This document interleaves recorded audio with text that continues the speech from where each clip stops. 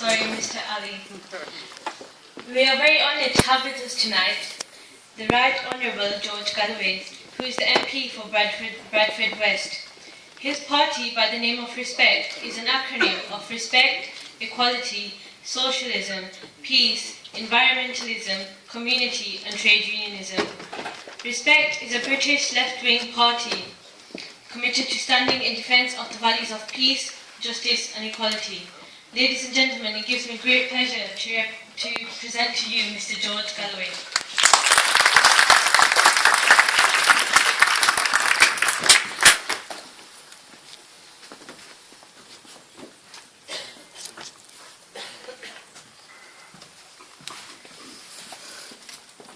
Bismillah ar-Rahman ar-Rahim. Councillor Ali, distinguished scholars, brothers and sisters, comrades and friends, Assalamu alaikum wa rahmatullahi wa barakatuh. Forgive me for arriving late. I had a very busy day in Bradford, and forgive me for leaving immediately, please, because I have many miles to travel back to London this evening. But I'm honoured to have been invited and happy to have attended what seems to have been a most valuable exercise. And I caught just some of the speeches, but I know the work of the organisation well, and I highly respect and commend it. Councillor Ali didn't steal my thunder, but he did use many of the arguments that I intended to use, and I very much hope that we can work together when he is elected to Parliament on the 7th of May, as indeed I hope myself to be. And if we can begin to make this common ground, we can make progress. The young woman who was talking when I came in made the point that Councillor Ali also made. There are no Muslim terrorists. There are only terrorists.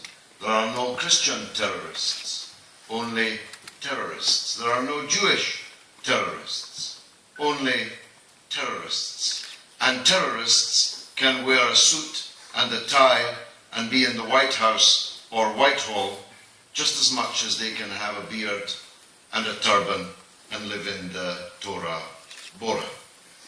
And that is one of the distinguishing characteristics between us and the people who govern us, and about whom, one of whom, Mr. Nick Clegg, as he was called on the screen, I will have to say a few words in a moment. But first, I should, as the other speakers have done, unequivocally make this point, that there is a problem, a big one, called terrorism. And some of the people who practice it claim to be Muslims. There is a problem of extremism.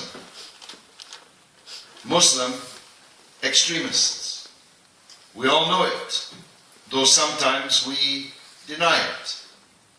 It exists abroad in profusion, but it exists here also. All of us know that within this ummah there are people who have become so angered by events, so radicalized by events, that they have turned their minds, perhaps their hearts, and when we're particularly unlucky, their hands, to ugly, murderous activities. I hear Muslims, they call me up live on television on Thursday nights, who are living deeply in denial, which is not, of course, a river in Egypt, it's a state of mind. Denial. That if 4 Muslims explode themselves on the London Underground and on a London bus, well, they weren't really who they said they were. It wasn't what it was said to be. It was some kind of false flag. It was the British or the Americans or the Israelis who did it. It wasn't. It was the people who told us in their martyrdom videos who did it. And they did it for the reasons they stated.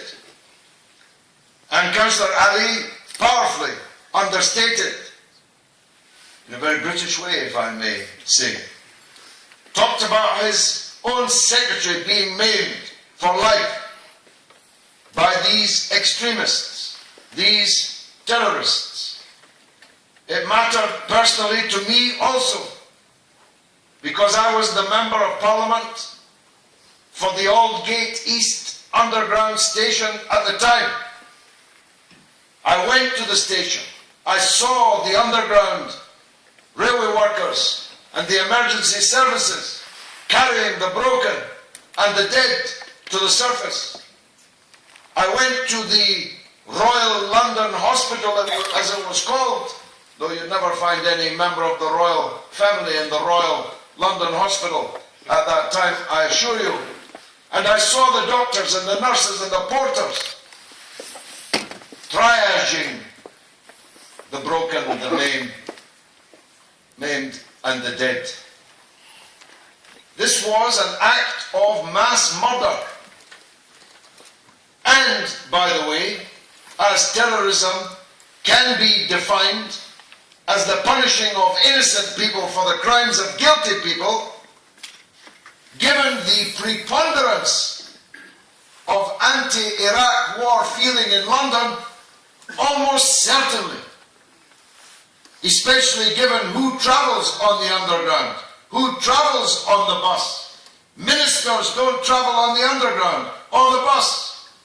The billionaires, the powerful, the newspaper magnates, they don't travel on the underground or the bus. Overwhelmingly, statistically, it is obvious that if you explode an underground train or a bus in the wake of the Iraq war, to show your rage at the Iraq war, you're going to kill and mutilate a vast majority of people who were equally against the war, who were marching against the war.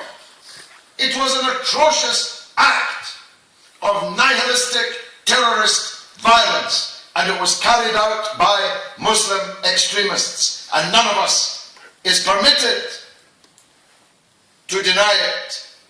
So, for whatever else I'm going to say, I don't want to leave any doubt about this, that this kind of activity is not just murderous and sinful, but it is also utterly, completely counterproductive. It strengthens the war criminals.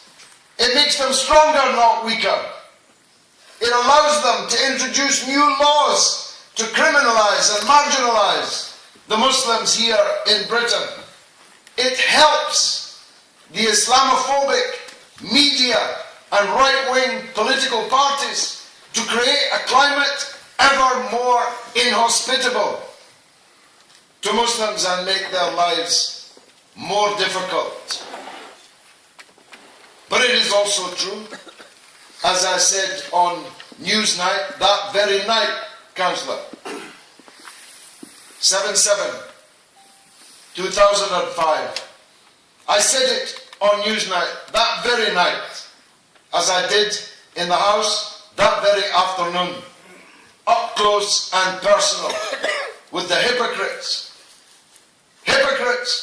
who were weeping crocodile tears for those who had been murdered in London, but who were planning and had already executed the murder of hundreds of thousands of people by cruise missiles and drone attacks and shock and awe, and who were ready to do it again and have done it again in Libya, for example, as was alluded to by Councillor Ali.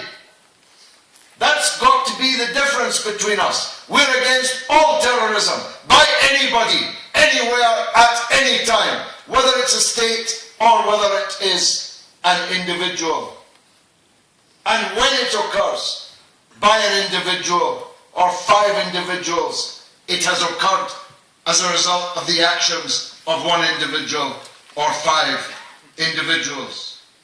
Anders Breivik, the fanatic, monocultural, Christian, Norwegian mass murderer, killed scores, more than 60 children in Norway. His manifesto was there, published, that he wanted a Christian Europe.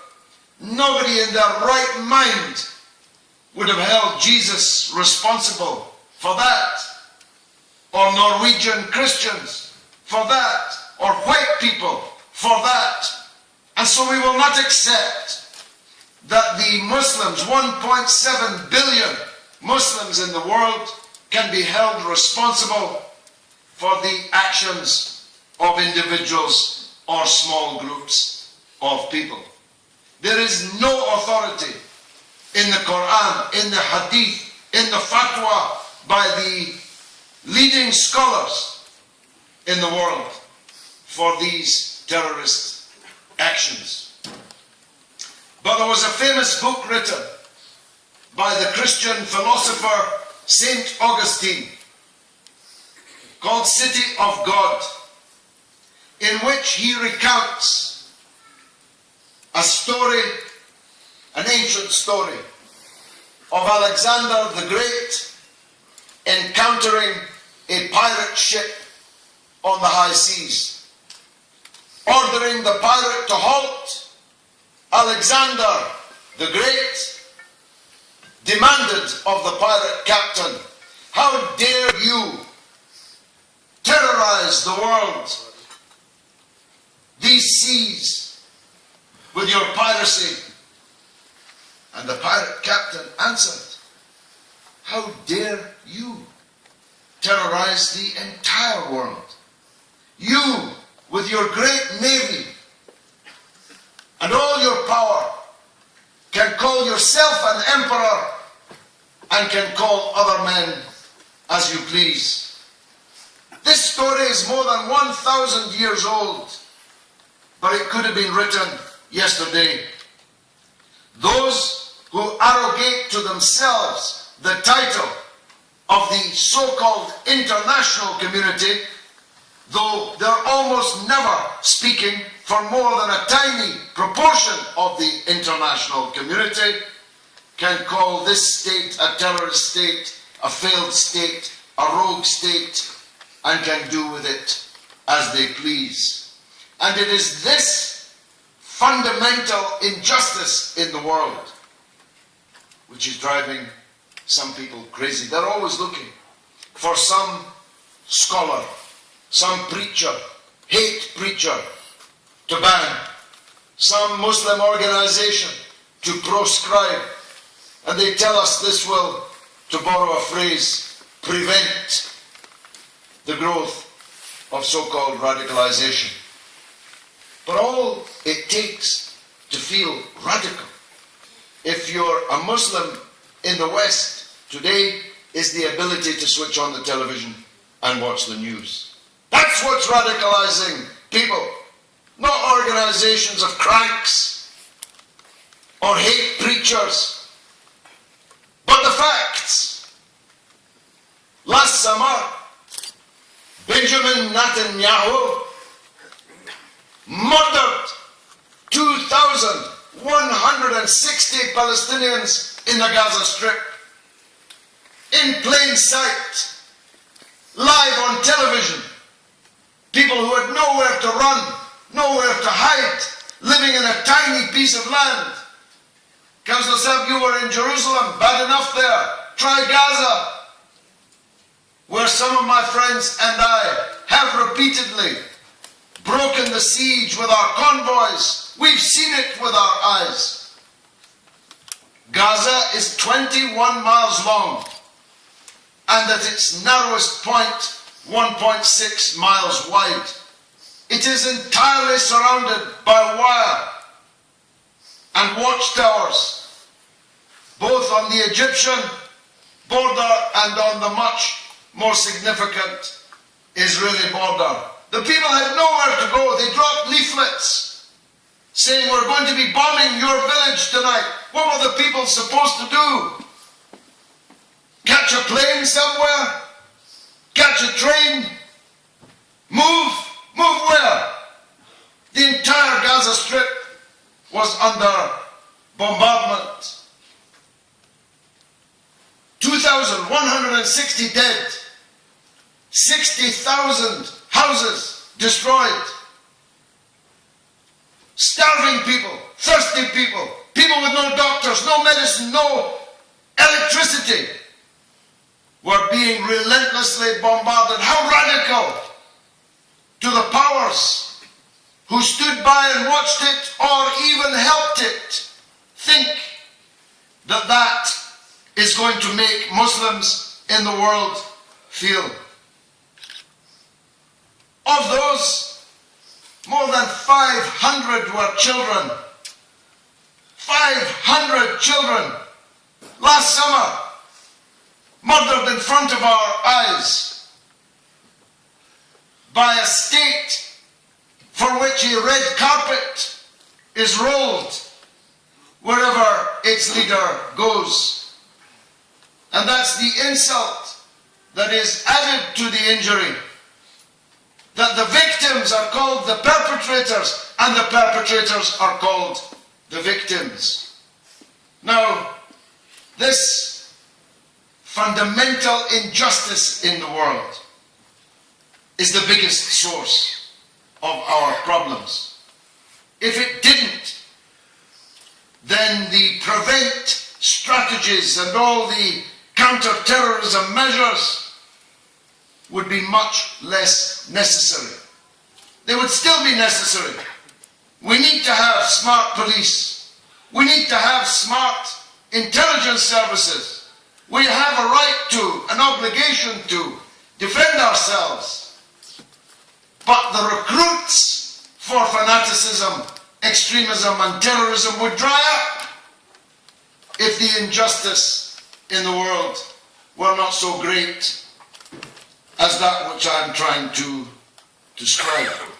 So, I'm all for fighting extremism. I do it all the time. It's why the extremists hate me so.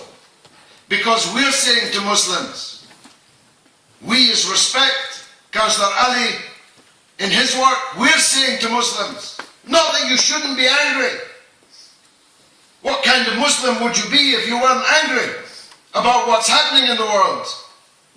But the right way to be angry is to unite with others who are also angry and work democratically to punish the people who are making you angry, to change the people who are making you angry.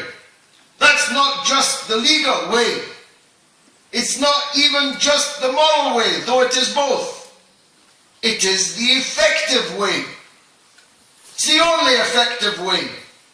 Exploding yourself and killing others achieves entirely the opposite result. So I'm for the proselytizing that has been done here today about the true meaning of Islam, the rejection by Islam of such nihilistic violence as we are discussing here. But that in itself will not solve the problem. It's necessary, but not sufficient. We have to, at the same time, struggle to change the nature of our own government and the circles in which it moves.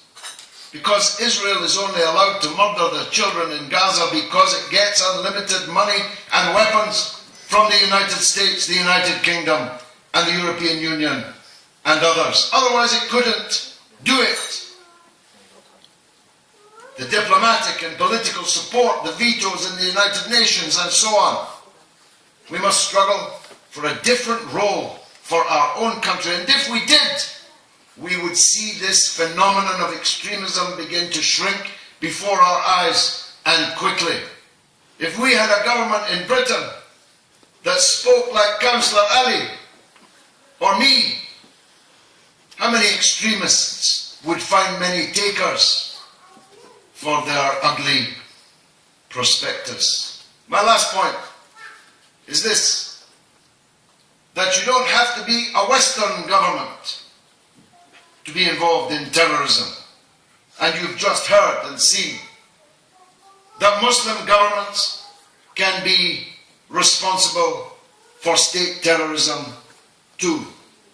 In Model Town, in Lahore, in Islamabad, or in Cairo, or in Alexandria, where the military junta of General Sisi has massacred thousands of Egyptian people, tortured thousands, disappeared thousands. And we have to face this awful truth, that the Muslim world is ruled almost in its entirety, from one end to the other, by tyrants, puppet presidents, corrupt kings, who rule their countries in the service of others, rather than in the service of their own people. We are commanded, it's wajib, it's not optional. We are commanded, if we can, to raise our hands against injustice, even against our own family, if they are committing injustice. And if we cannot raise our hands, we must raise our voice. And if we cannot raise our hands or our voice, we must curse it in our hearts. That too should be the message from today, that justice is indivisible and must be struggled for everywhere. Wassalamu alaikum. Thank you very much indeed.